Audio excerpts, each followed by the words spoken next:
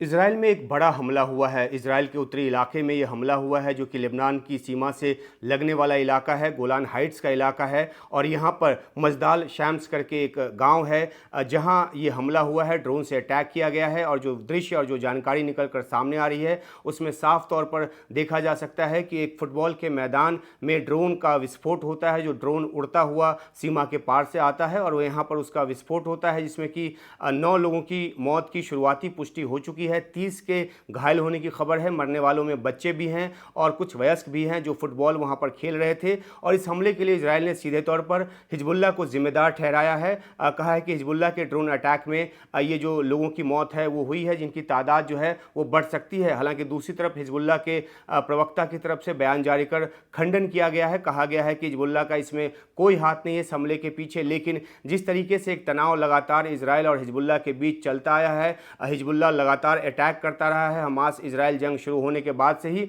और जो इजराइल है वो जवाबी कार्रवाई करता रहा है। तो ऐसे में जब एक बड़ा हमला हुआ है एक गांव पर, वहाँ 9 लोगों की मारे जाने की जो खबर है उसकी पुष्टि हो चुकी है।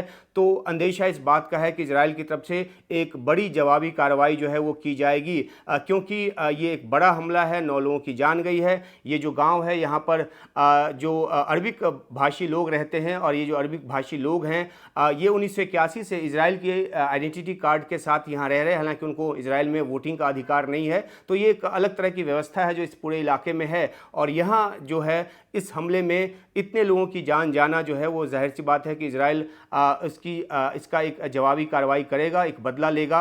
और यही अंदेशा जताया जा रहा है कि जिस तरीके से बार बार हिजबुल्लाह और इजराइल के बीच सीधी और बड़ी जंग का जो खतरा मंडरा रहा है, अब जो है ये जो हमला है वो एक वजह बन सकती है कि एक बड़े रिटेलिएटरी अटैक की इजराइल की तरफ से लेबनान पर और हिजबुल्लाह के खासतौर पर ठिकानों पर। तो देखना है कि ये एक डेवलपिंग सिचुएशन है, कैसे बात आगे बढ़ती है और किस तरीके से इजराइल इस हमले के खिलाफ जो है एक जवाबी कार्रवाई करता है।